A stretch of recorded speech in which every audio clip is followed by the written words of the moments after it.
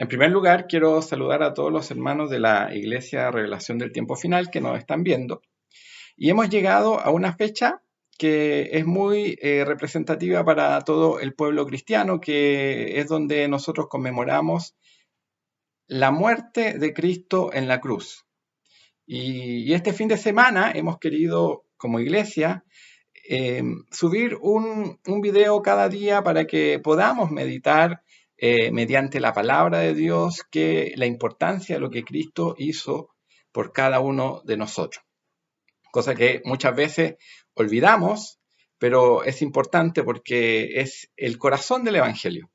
Y para empezar hoy día, Viernes Santo, he querido traer un mensaje que es bastante conocido, que está en Isaías capítulo 53, y le voy a leer en el nombre de nuestro Señor Jesucristo. Dice así: ¿Quién ha creído a nuestro anuncio?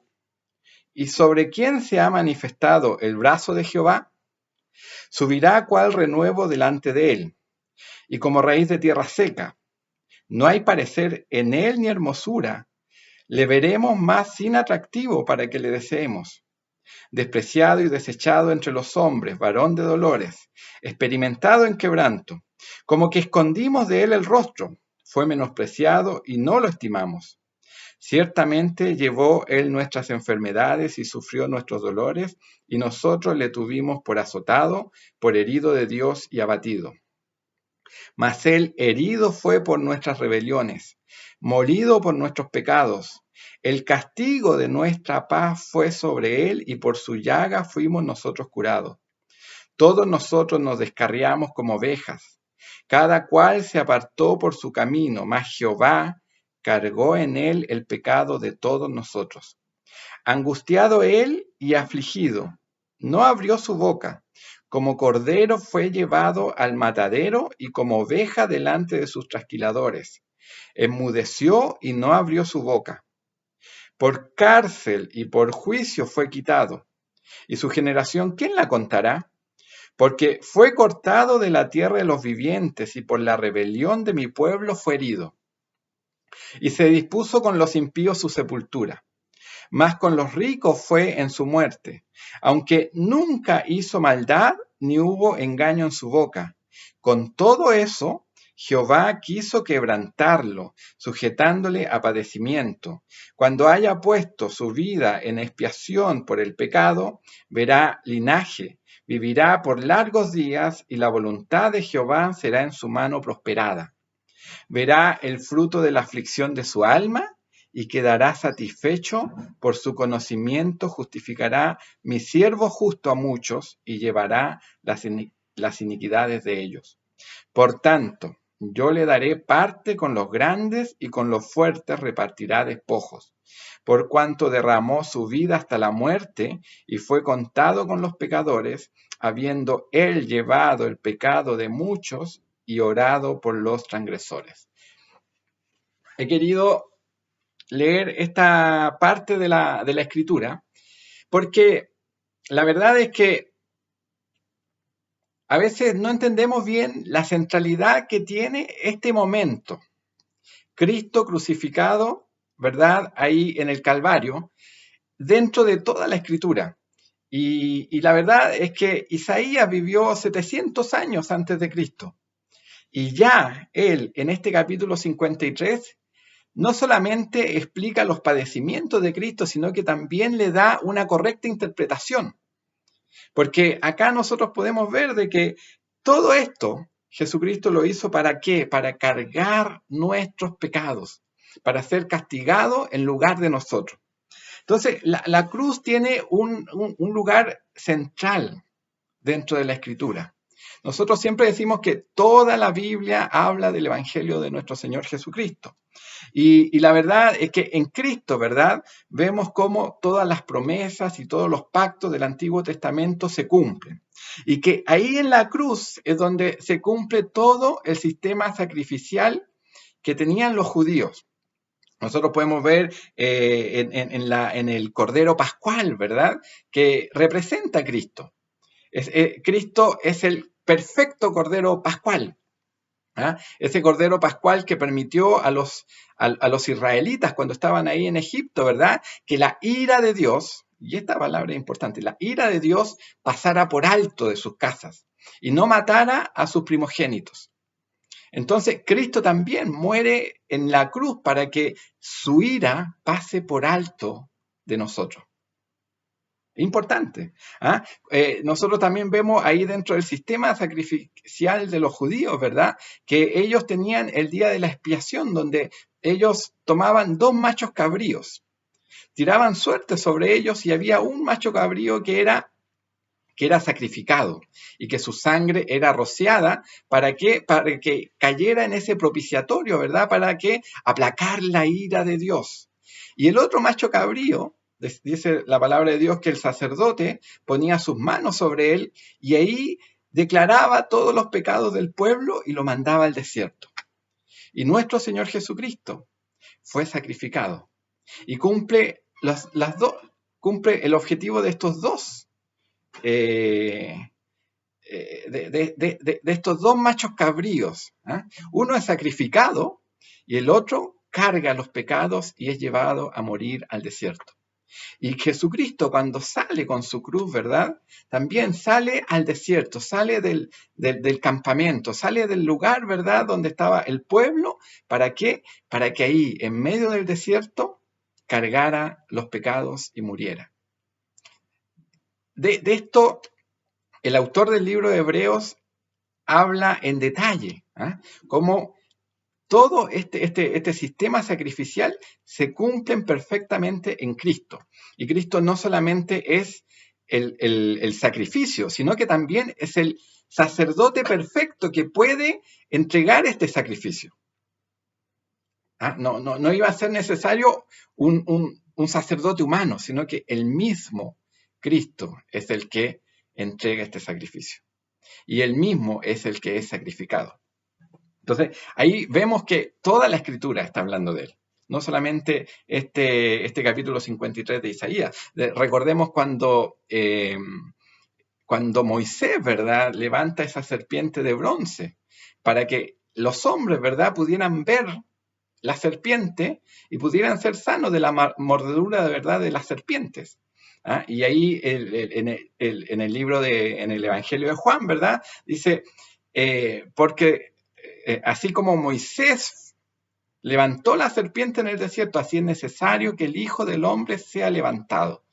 De la misma forma como se levantó esa serpiente, Cristo fue crucificado, para que todo aquel que en él cree no se pierda, más tenga vida eterna. Entonces, hay una centralidad en la cruz, hay una centralidad en la Biblia. Aquí estamos frente al momento cúspide de nuestra salvación. Y hoy día, nosotros que vemos muchas películas, ¿verdad?, de Jesucristo, lo vemos cómo se sufre, y yo acá recuerdo que cuando yo era más joven, hace tiempo ya, yo siempre para esta fecha sacaba ahí de un cajón un estudio bíblico que me acuerdo que se llamaba algo así como de las heridas de Cristo y hablaba de todas las heridas de Cristo. Él fue azotado, ¿verdad? Tuvo heridas, ¿verdad? Ahí la corona de espinas, los clavos, ¿verdad? En sus manos, en sus pies. Él fue golpeado con una vara también en su cara, pero la verdad es que nosotros nos centrábamos ahí en todo el sufrimiento que él tuvo propinado por los hombres. Pero hoy día quiero que llevemos nuestra reflexión a otro punto, ¿ya? Quizá un punto más difícil y yo no creo ser capaz de dar a entender esto porque aquí hay muchos misterios de parte de Dios. ¿Ya? Pero cuando usted ve que Jesucristo, cuando está en el huerto del Getsemaní, y él empieza a entristecerse, y empieza a ver aflicción en su corazón, y incluso tiene que llegar un ángel, ¿verdad?, para confortarlo, porque sus discípulos también se habían puesto a dormir y no estaban con él. No nos llama la atención que nuestro Señor Jesucristo, él estaba triste en ese momento. Cuando vemos la historia de la iglesia, vemos muchos hombres que fueron a la muerte por causa del nombre de Cristo y fueron con una serenidad, con una calma, ¿verdad? Con un gozo porque estaban muriendo, ¿verdad? Por aquel que había dado antes su vida por ellos. No nos llama la atención de que nuestro Señor Jesucristo, ante la misma situación, Él estaba con angustia en su corazón. Hay algo ahí. Hay algo en esa angustia que nosotros no logramos entender completamente. Él estaba cumpliendo la voluntad de Dios. ¿Ah? Y él dice, bueno, si es tu voluntad, pase de mí esta copa, pero que se haga conforme a tu voluntad. Porque la verdad es que este Dios santo, yo creo que dentro de ese momento trataba de buscar alguna solución distinta, pero no había solución distinta. Y lo importante para nosotros es que se hizo la voluntad del Padre. ¿Cuántas veces nosotros, entre hacer nuestra voluntad y hacer la perfecta voluntad de Dios, preferimos hacer nuestra voluntad? Jesucristo no lo hizo. Jesucristo fue el hombre perfecto aquí en la tierra, el que cumplió la perfecta voluntad de Dios. Entonces, ahí hay una angustia. ¿Y sabe cuál es esa angustia? Que él iba a sufrir la ira de Dios. Alguien dirá, bueno, pero ¿cómo Dios, que es amor, se va a enojar? ¿Ah? Y la verdad es que sí, Dios tiene una ira que no es igual a nuestra ira. Muchas veces nosotros nos enojamos por cosas pequeñas, por pequeñeces, por cosas que muchas veces atentan contra nuestra propia vanidad. Pero la ira de Dios es una ira santa. ¿Por qué? Porque Dios se aira contra la injusticia. Dios se aira contra la maldad, contra todo lo que va contrario a su santidad. Él es un ser perfectamente santo. ¿Eh? Entonces, ahí en la cruz hay algo hermoso que nosotros vemos, que ahí todos los atributos de Dios son conjugados. ¿Eh? Quiero leer un trozo de la palabra de Dios en Éxodo 34, del 5 al 6, donde Jehová se aparece al pueblo y dice, Jehová, Jehová, fuerte, misericordioso y piadoso, tardo para la ira y grande en misericordia y verdad, que guarda misericordia a millares, que perdona la iniquidad, la rebelión y el pecado. Y fíjese acá que dice, y que de ningún modo tendrá por inocente al malvado.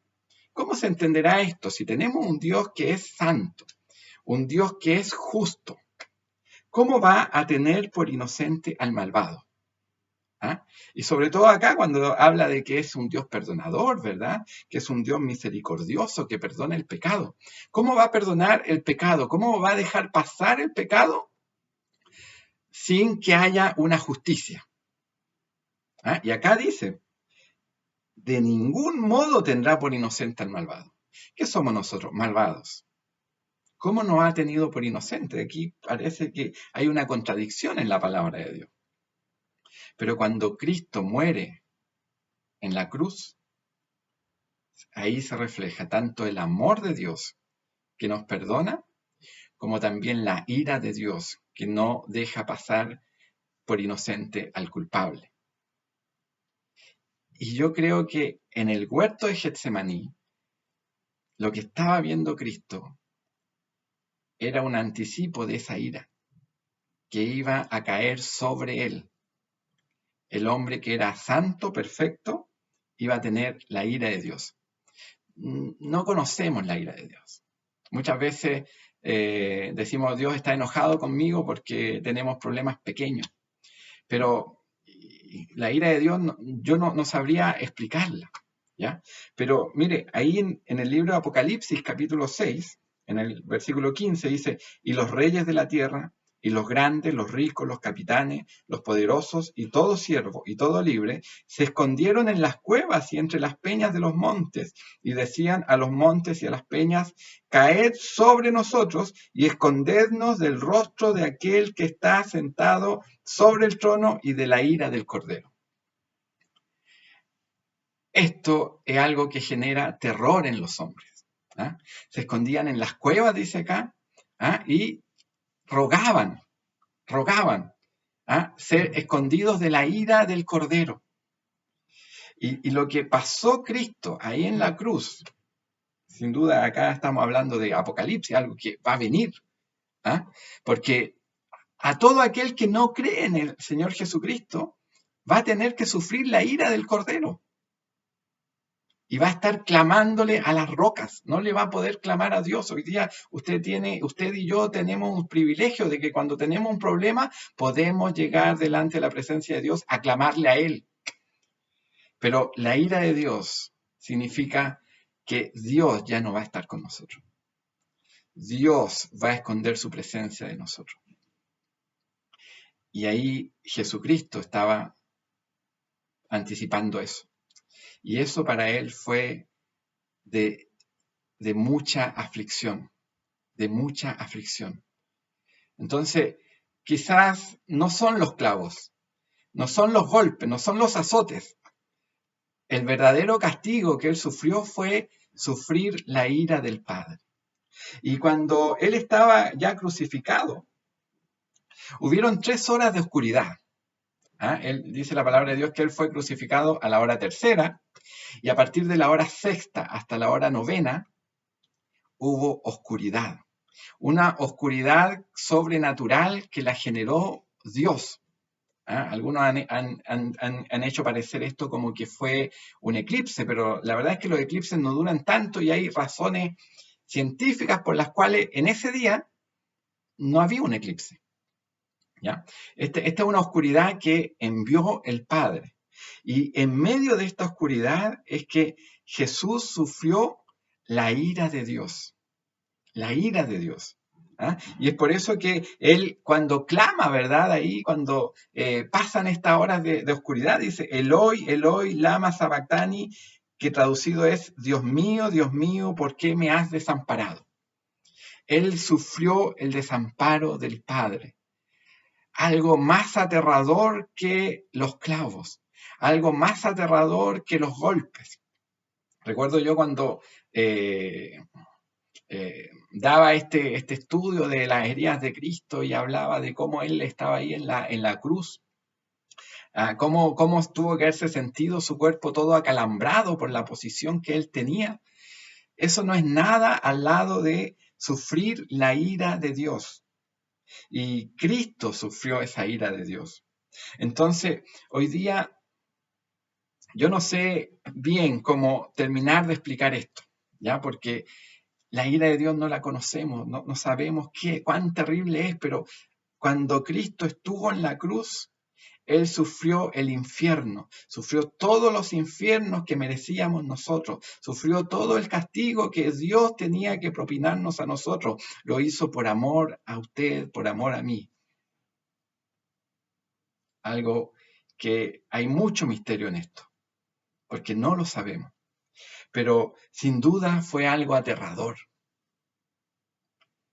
Ese fue el verdadero castigo, el castigo por nuestros pecados. Él cargó nuestros pecados, hermanos, como dice acá en Isaías, dice, mas Él herido fue por nuestras rebeliones, molido por nuestros pecados. El castigo de nuestra paz fue sobre Él y por su llaga fuimos nosotros curados. Entonces, Él pasó por todo eso, mire. Cuando acá dice, más con los ricos fue en su muerte, dice, aunque nunca hizo maldad, ni hubo engaño en su boca, Él fue perfecto. Dice, con todo eso Jehová quiso quebrantarlo, sujetándole a padecimiento.